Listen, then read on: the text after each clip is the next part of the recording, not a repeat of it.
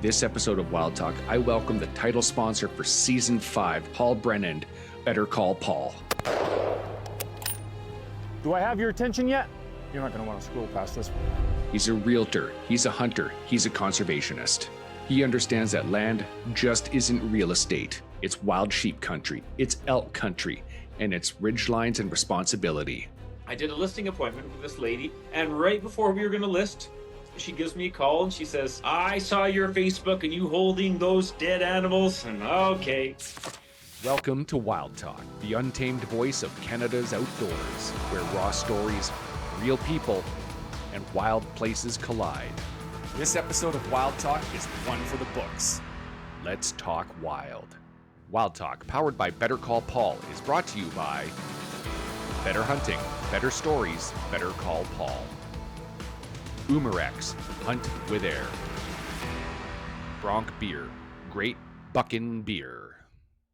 All right, everybody, welcome back to another exciting episode of Wild Talk. I'm your host, Steve Hamilton. We're rolling through strong here into Season 5 already.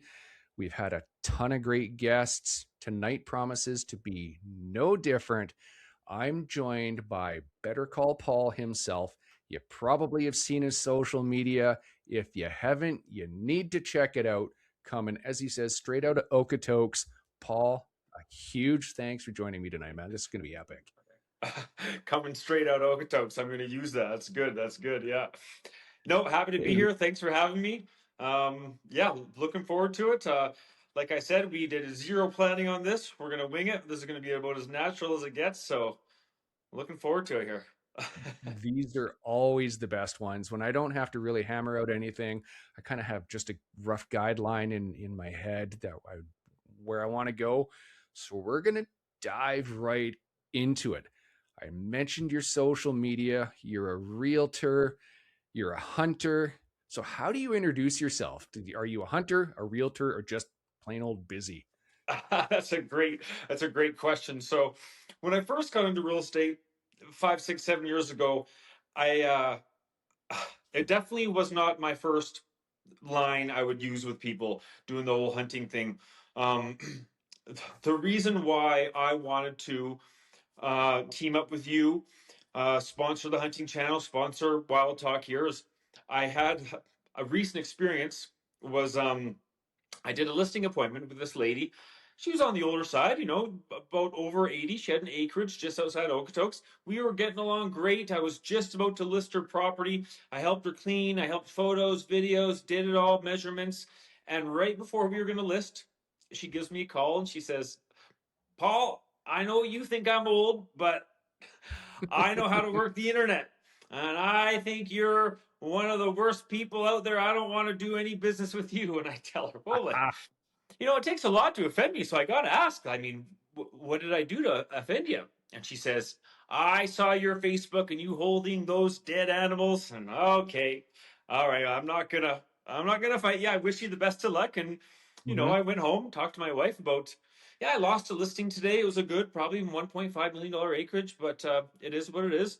My wife's like, maybe you should just go on that Facebook and delete all your hunting. Just maybe it's not a good a good a good portrayal of yourself. I was like, or or I could sponsor Wild Talk, double down, and really I'm not changing myself. I'm not changed for no one. Any real hunter, any real outdoorsman knows how special it is, and I'm not changing for no one. I'm not changing. Absolutely. And that's what caught my attention about you. Is the first video I ever saw was you with a rifle and your cap full curl, and you're looking into the bush and you got the rifle up and bang, if it got your attention now. And I'm like, hell yeah, you do. So I dove into it. I'm like, man, if anybody watching this hasn't seen your social media, as I said, you got to go check it out. What's it at, Paul? Throw that in there. What's the Instagram? It's I should change it to Better Call Paul, but I got too many followers now. It's real estate underscore Paul underscore YYC. Better be It's saying that right. absolutely top notch. Real Absolutely top estate notch. underscore Paul underscore YYC. Yeah, there you go. Yeah, it's so good. Like there's a few videos like that. Like the Thank one you. you Yeah, sent no, me. I'm definitely I'm definitely out there. I mean, you go to a small town. I I get asked every day to sponsor this basketball team, sponsor this hockey Hmm. team, sponsor this, and I do. I do my best to be as involved in the community as I can, and but you got to be different. You got to stand out. I think that's just it's Oh just the yeah, way I am. I you certainly do. Like the commercial, like our viewers will see watching this episode is just it starts with you on a dock fishing, and it's like, why do people buy and sell their houses in Alberta? More wall space, right? It's just like what?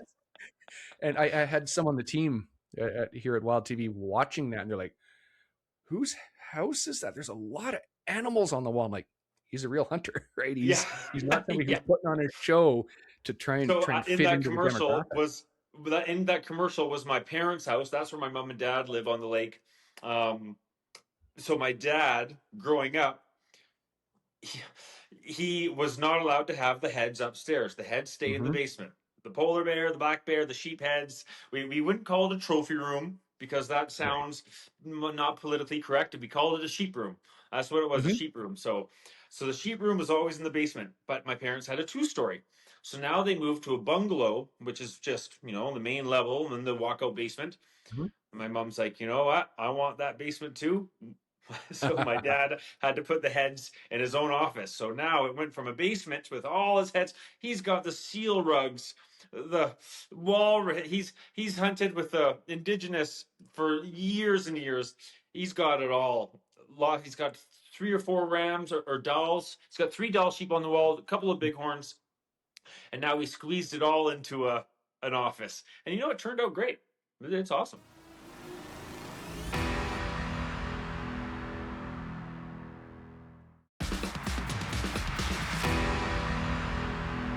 You mentioned that your dad hunts, so talk a little bit about your first real hunting memory. Like, what drew you into it? Oh, my first memory, not my first hunting memory, my first memory of a human. My first memory was my dad shot a woodcock. I was born in outside of Ottawa. My dad shot a woodcock. These are these Okay. smaller game birds. They're more out east. And my first memory as a as a kid was looking through the bush for this little tiny woodcock. And my dad mounted it. That's on the wall too, actually, at my dad's house. But Awesome.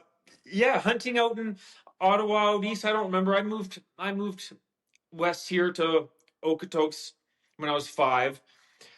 So we got into it.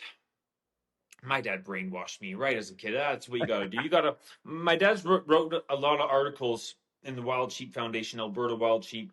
You'll see Norm Brennan. His name is in a Yeah, lot yeah. of the magazines. And he just wrote an article called Start 'em Young. And it's I about, read that one. raising kids and getting them into the wilderness, getting them into the outdoors at a young age is crucial, I think.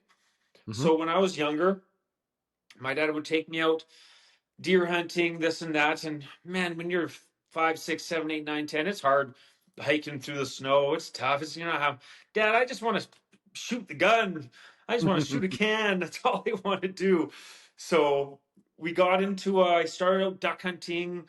We would shoot these ducks on these ponds. We didn't have a hunting dog, but if I shot a duck and it was in the middle of the pond, well, we just cast the fishing rod and we'd catch the duck on the rod and reel it in. That was our retrieval process. Hmm. And growing up, he got me into it. He was a diehard sheep hunter his whole life, so he did a really good job brainwashing me to be a sheep hunter because I started with the birds and the grouse, the rabbits, got into the deer, and then in my 20s, the elk and moose. And once I was 22, once you're maturing as a man, as a hunter, Hmm. you start climbing those mountains, you start realizing that the whole point of this is not about pulling the trigger. The whole point is just Hmm. is it's just being out there and then I got into sheep hunting and that's what changed everything for me really. And you decided that oh, wait a minute, maybe it is a little bit more in depth than I thought. And yeah, I'm actually a life member of the Wild Sheep Foundation out of Good. the States, here in BC, Wild Sheep Society, and Alberta. And I Nice. have never hunted a sheep. I've never hunted a sheep. I had sheep tags in case I saw them where I was caribou hunting or moose hunting, but I've never hunted a sheep. I just love what those foundations and associations do. They're so important about passing it down to the next generation, as your dad did to you. I saw a couple months ago you just did another hunt with your dad. Like, how old is he now, and he's still out there? Yeah, he's is he 72 or is he 73? Shoot, I think he's 73, but yeah, he's still just crushing it. I mean, his knee is kind of bow-legged, and he needs some knee surgery. He was on a waiting list for knee surgery, and then the doctor said, you might not want to. You want to do slow exercises. You go for walks daily. Well, my dad takes that. If the doctor tells him to Mm-hmm. go for walks, well, my dad's going to go climb a mountain. So he Unreal. went off the waiting list for the knee surgery because he just didn't have the patience for it. He's he's not going to get any world records for how fast he is these days, but he still does it. We got him a ram. He shot his last ram when he was 67. A few years ago, he shot a nice ram, and it was a good one. The biggest picture right there is, yeah, Mm-hmm. he was Yep. he's a dandy. Oh, So, sure is. and he'll be out next year. And every time we go out sheep hunting, I tell him, Dad, one day it'll be the last mountain you climb, but today's not that day.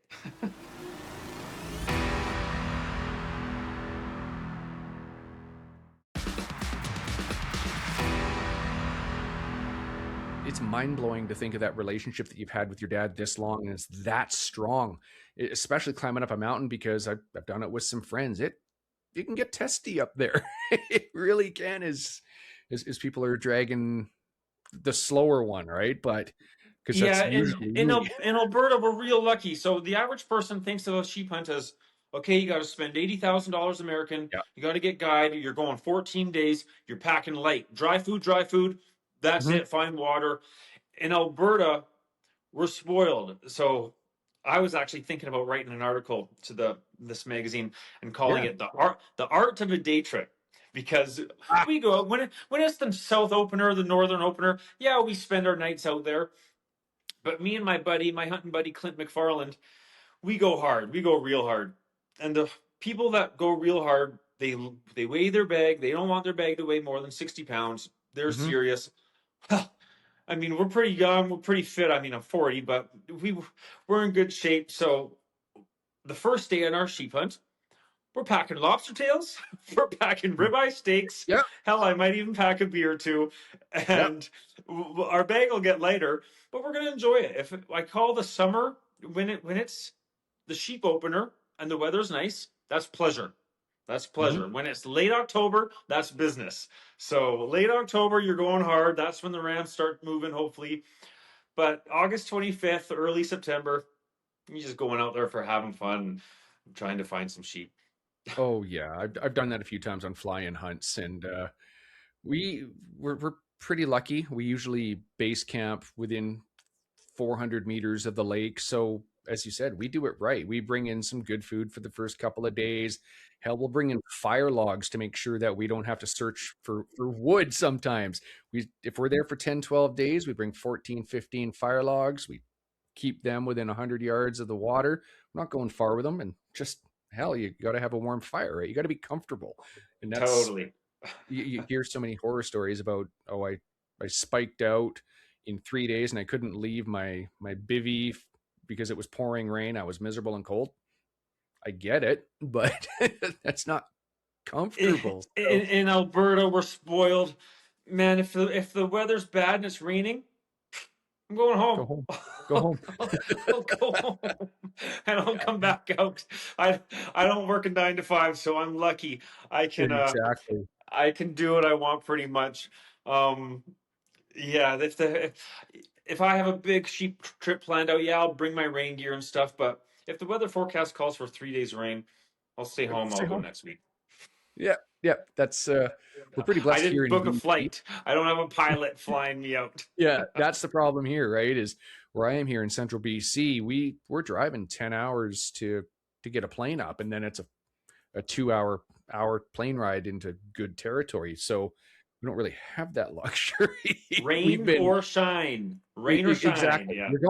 You're going, and sometimes I know horror stories of poor guys and gals that have driven essentially 24 hours from Vancouver Island. They're taking the ferry, they're driving 9 hours here, they're driving another 10, 11, and then they're being told, guess what? We cannot fly in for 3, 4, 5, 6 days because of the weather, right? So you saved, you've and driven all that time, and you've looked forward to a hunt for a year, 2 years, and you're stuck. You can't go anywhere, just limitations, right? So yeah, I'd call that being able to just pack up and go home. And that's quite where real quite estate comes into play, because all you people, you want to hunt in Alberta, come on out, give me a call, I'll find you a nice place to live.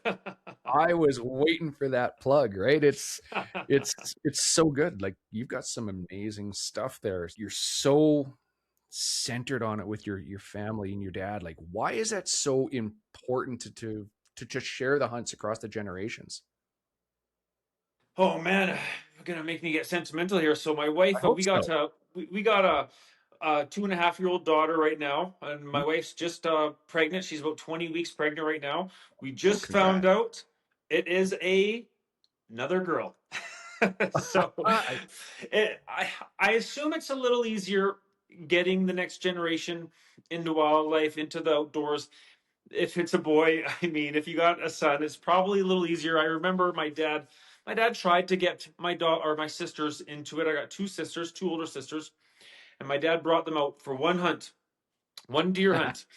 I remember I must have been 8 or 9. My sisters were 12 and 13, 12, 14. My dad shot a muley doe. Well, after the gun went off and time to do the chores, I was all happy, ecstatic. And there are my two sisters making a cross, having a funeral, just in tears. It was, oh my man. dad looked at me and he's like, Paul, I don't know if we'll take your sisters out hunting again. It's tough. And I take my daughter out. I'm trying to get her to the rink, tell her to talk about hockey, and you can tell she's 2.5 years old, but she's still Mhm. go home, painting fingernails, shopping, and it's she's just like her mom. So I'll do my best. I'll take her camping. It's you got to start. You got to start. I don't know what I'm doing, to be honest, Steve, but I think you just start them young. Take them camping. Mhm. If they don't like a tent, rent a trailer. If they love the trailer, buy a fifth wheel. If uh if they don't like fishing, try something else, and figure it out as you go, just like everyone else does, I guess. But Yeah. I sure am glad my dad raised me the way I am, and I'll do my damnedest. I'll try my best to Mhm. raise my daughters the same way. Might be a little tough with daughters than sons, but give it a go.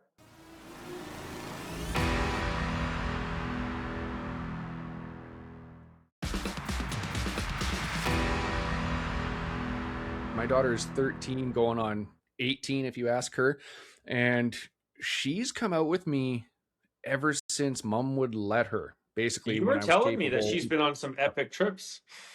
She Yeah. has. She, to her name, she's got a 6 foot some odd black bear, and we came back from Africa in July, and she's got a big stallion zebra. She's got an old Crazy. Rezbuck. She's got an Impala, So and you're she's doing it this is right. all by the time she's 13. Yeah, she's all by the time she was 13. So there is still a hope.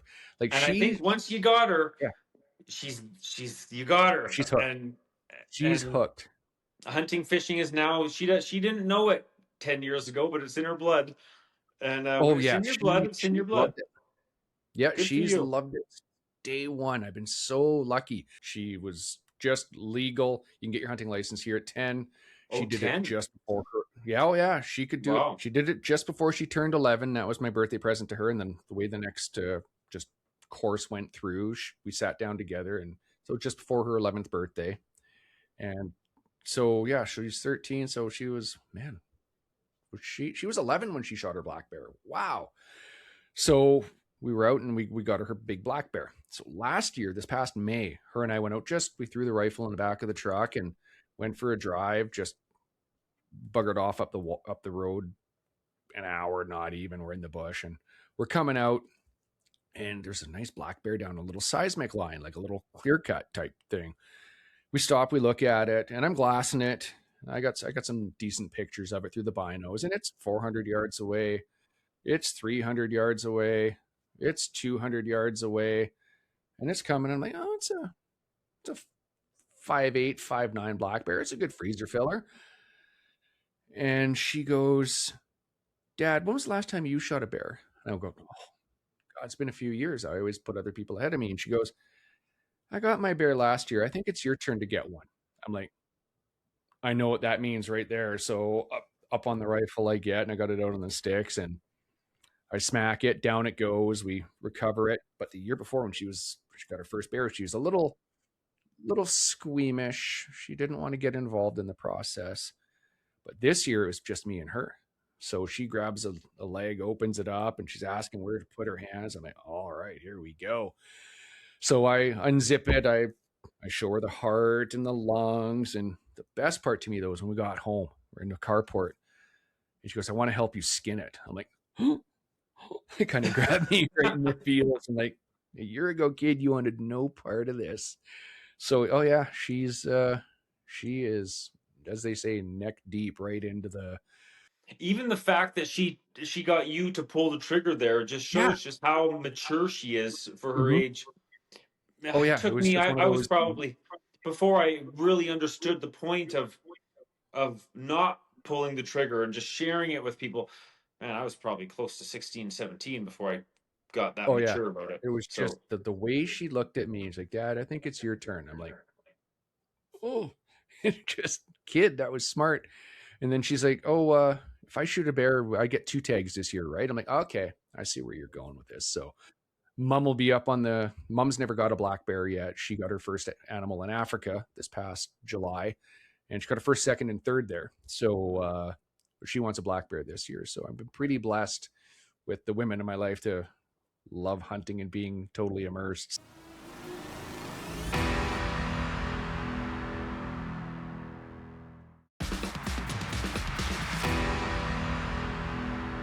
We're talking hunting. There's sheep on the wall behind you.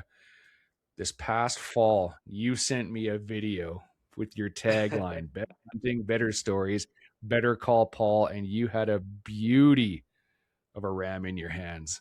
Let's talk about that. let's talk about it. Set the scene. You said that you're pretty blessed there in Alberta. You don't have to say where, but how did that hunt go down? Well, it all starts about 15 years ago. So my other than my dad, my number one sheep hunting buddy is my buddy Clint McFarland. So when we Yes. first on our very first sheep hunt together, it was a 7-day trip. We got a ram together, and that trip we said whoever spots it gets to shoot it. I spotted this ram 3, 4, or 5. We chased this ram for 5 days, and I spotted it, so I got to shoot the first one. Then he was up next. So we've been doing the last 15 years of he's up, he's up. Mm-hmm. So I kind of broke that rule this year a bit, but we went out with his brother-in-law and then another buddy. So there's 4 of us, and instead of us all staying together, we split up. These guys went up this mountain range, we went up this mountain range, and there's kind of service. We got our Garmins, but there's service in certain areas. I got on this ram with my other buddy, and he got a ram a few years ago. I was definitely up before him. So I texted my buddy Clint. I said, what am I supposed to do here? We're making a move on this guy. He's a nice ram. And Clint he understood. So I'm going after this ram, but as if sheep hunting isn't hard enough, just to find a ram, a legal ram or a Mm-hmm. shooter ram, this ram is 10 years old. So I was going after him. It was hard to find a 10-year-old ram. The last time I pulled a trigger on a ram was 8 years ago. So I'm not just shooting many legal rams I see. But this ram is sitting, feeding with another ram. And if you were to shoot it where he is, it's not 100-foot cliff, it's 1,000-foot cliff. It's Holy. insane. There is no retrieving it. So sounds dumb. It sounds dumb when I tell the story, but we made a game plan for my buddy to walk around, go over the ridge, walk around, and push it like a deer. We're going to try and push this sheep to the top of the mountain because I could only shoot him on the top of the mountain. So I got in position. My buddy went all the way around, pushed the sheep, and we quickly realized just how dumb that was because this sheep just tinkered off Mm-hmm. into Lord knows where. It was gone. So it was a heartbreaker. I mean, it is what it is. Couldn't find him again. I don't even know where that sheep went, but they spooked off and whatever. So we gave it a day or two. So that was on a Saturday or a Sunday. It was on the weekend. And then I gave it a day or two. I went back in with my dad on Wednesday. This is on October 1st. And I'm thinking, these sheep are long gone. Mm-hmm. I don't stand a chance. So my dad and I get out of the truck. We got to cross this river. And usually I'll hike in with my dad for a bit. But as soon as you cross this river, this mountain is straight up. And my dad just looked at me. He hadn't been in this spot before. He looked at me. He's just like, go for it. Good luck. And I'm like, all right, see you, Pops. So You're on your own. I went pretty much as fast as I possibly could, right to where I was hoping where the sheep were going to be. And sure enough, there they were in the exact same spot. But there, I'm still dealing with these cliffs. So I'm watching these sheep, and I walked all the way to the opposite side just to double check, triple check, is this cliff as big as I think it is? So I walked over. Sure enough, yeah, it's bigger than I think it is. There's no, if I shoot this sheep, I'm an idiot because it's just going to roll down into Never Never Land. Mm-hmm. So I watched it, and then they just got into this little clump of bush. And I was like, okay, here's my chance. I'm going to make my move. If I shoot him there, he's just going to fall in this bush. So I went to make my move. The little ram was right where I wanted him to be. And the big ram was about 15 feet away from this bush. And he was looking at me 200 yards. I was looking at him in my crosshairs. I just couldn't pull the trigger because I was scared he was going to roll. They take off again. Now I'm frustrated. I'm calling my buddy, being like, "This is a horrible sheep hunting spot. Even if you find the sheep, you can't shoot them." I am so frustrated. So I tell my dad, "I'll meet you back at the truck." I tell my other buddies, "I had a horrible day. I'm going home." Um, and I'm about to take two routes. And right when I'm about to take the route back to the truck, I'm like, I just got to go take a peek over this ledge here, Mm-hmm. just to make sure or something. So I go take a peek over this ledge, and there are those two rams. They're bedded in a perfect spot. I make my stock. I drop my bag. I didn't have my rangefinder. I probably thought it's 250, 200 yards. I put my gun up, and now I got another problem. My heart's bumping so fast. Boom, boom, boom, Mm-hmm. boom. So I did the old in through the Mm-hmm. nose, out through the mouth for about Yep, 40 the nose. minutes, like a Yep. long time. And the little ram was looking at me the whole time. And then the big ram just kind of shook his head, and I was like, here we go. And he just stood up. And as soon as he stood up, boom, and I watched him roll. And that was it. I ran to the top of the mountain, got my service, called my buddy, ram down, ram down. Called my dad, ram down. My dad's like, what are you talking about? You said you were going to meet me at the truck. So I told my dad to stay put, called my buddies at 12 noon, 1 or 2. They made it out there. They met me on top of this mountain. I deboned it, caped it, hiked it all up to the top of the mountain. I made it to the top of this mountain by 7:35 p.m. My buddies were made it to the ridge at 7:45 p.m. in the dark. Oh. And what did I see? Their flashlight? I must have seen their light or something, because randomly. And then they bailed me out. We split the meat 3 ways. And they helped me hike it out. And we saw my dad back at the truck at 2 a.m., I think it was, and took some more pictures.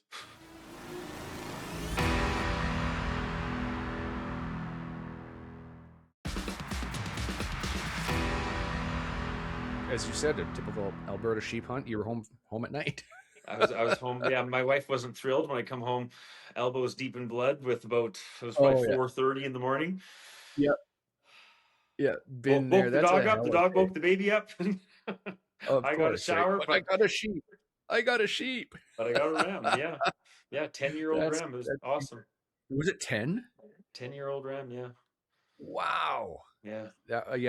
That video you sent me was just epic. Yeah, But yeah. it was I only so made that for you because you told me you came up with that better hunting, better stories, and then literally the next week I shot a ram. I'm like, yeah, it was and I'm shortly after, and it was just, what is this video you sent me? Oh man, that is epic. Like literally the top of a mountain, sheep in your hands, the new tagline, the shit-eating grin on your face. I was like, this is perfect. insert So video here.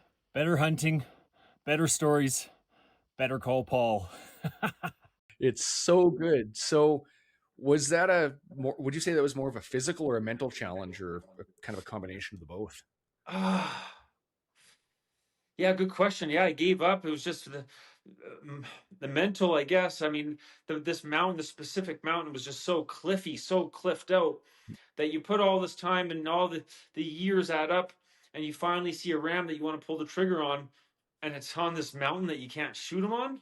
Like, I was just Frustration. mentally frustrated at that point, and I just went from that's life though. It's real estate. Is the highs are high and the lows are low. Hunting, Mhm. the highs are high and the lows are low. I always tell people why am I good at real estate? Why am I so successful at real estate? Because it's just like hunting, fishing, and farming. That's all it is.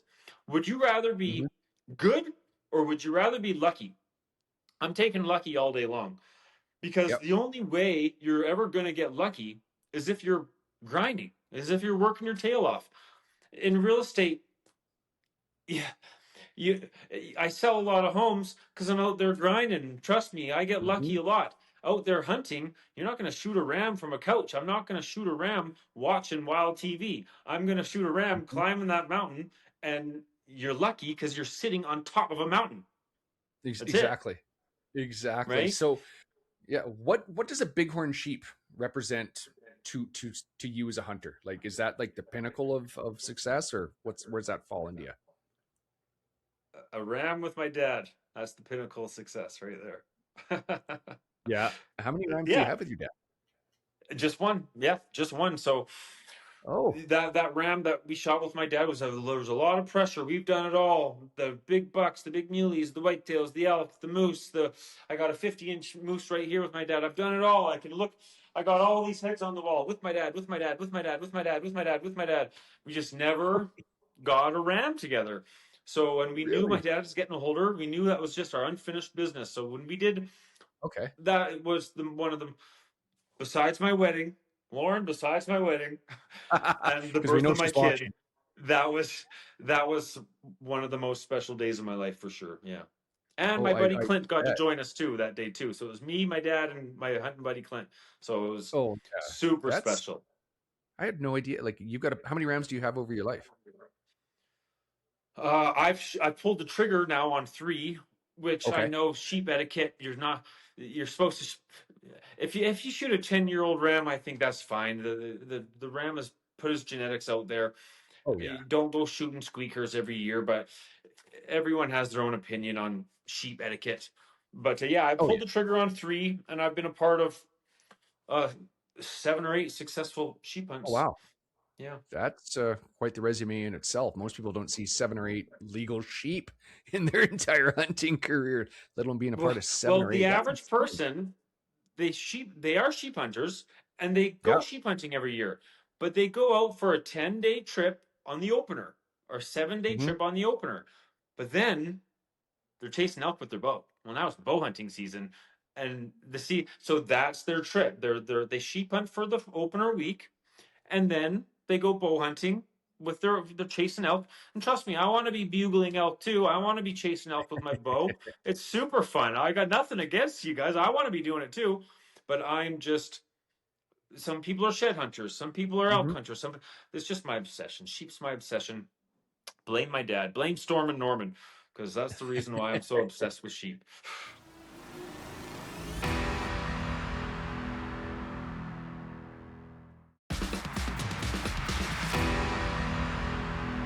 You've got the sheep, which is, as you say, the pinnacle for hunters. So, what's a bucket list for you?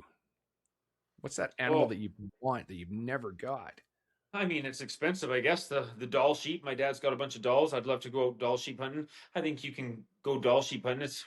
It's cheap. 50, 60K American is probably on the. I could be wrong, but I don't think I am. Stone sheep. If I wanted to go shoot a stone sheep in BC, yeah, it's 80K American. It's tough, tough to justify that cost. But yeah, that's my bucket list. Is that doll sheep? A goat. You can sponsor me. You can take me out for a goat hunt in BC. There you go. That's up there. Anything to do with sheep or goats, I guess. Mountain You hunting. just Anything love up the there. mountain chase. Yeah. Yeah, we're pretty blessed here in BC. You can hunt all four sheep, right? And their draw stones are over the counter. All three sheep. You got your stone, your doll, and your bighorn. The desert. I don't. Yeah, you got to Yeah, go to well, yeah, yeah, but yeah, Mexico, wherever. yeah. It's crazy. We're pretty bloody blessed here. It's Totally. Alberta and BC, the two best yeah, places to live. If you want to be a hunter, maybe Montana would be sweet too. But yeah, Alberta or BC, I mean, you can't beat it. You just can't beat no, it. definitely not. I'm gonna get a little philosophical now.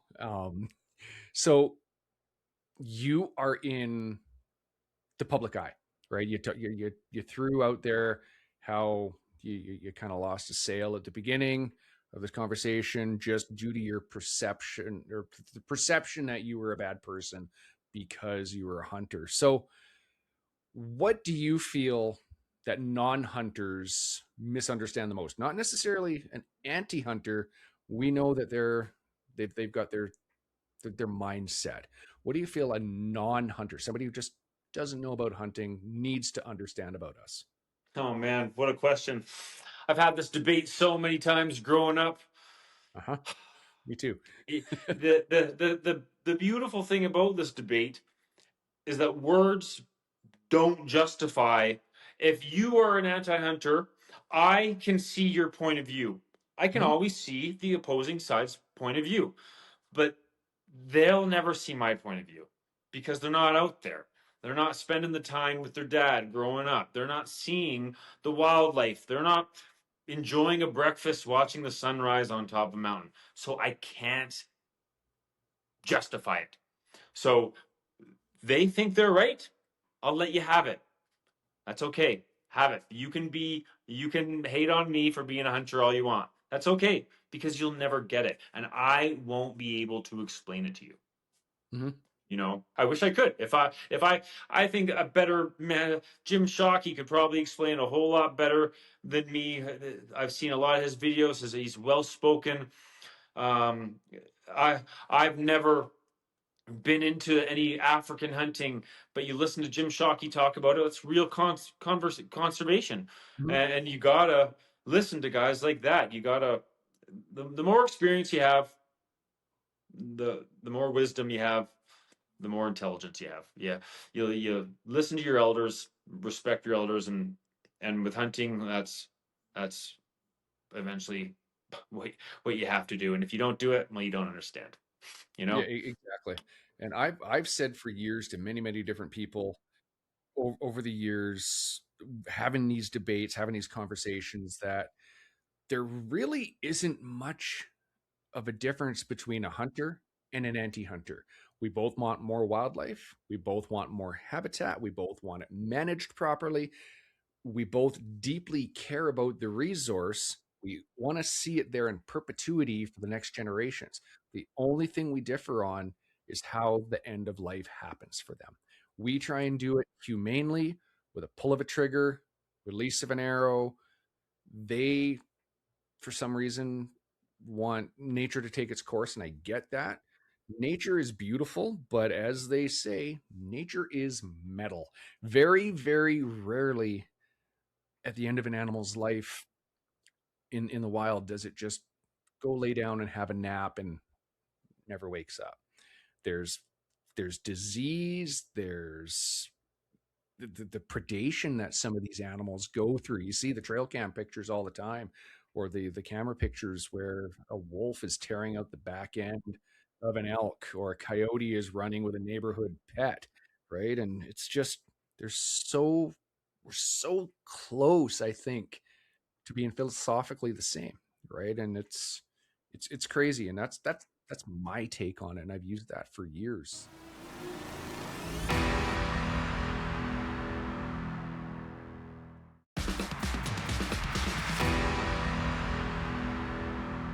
As we start to kind of wrap this up, you've got one daughter, another one on the way.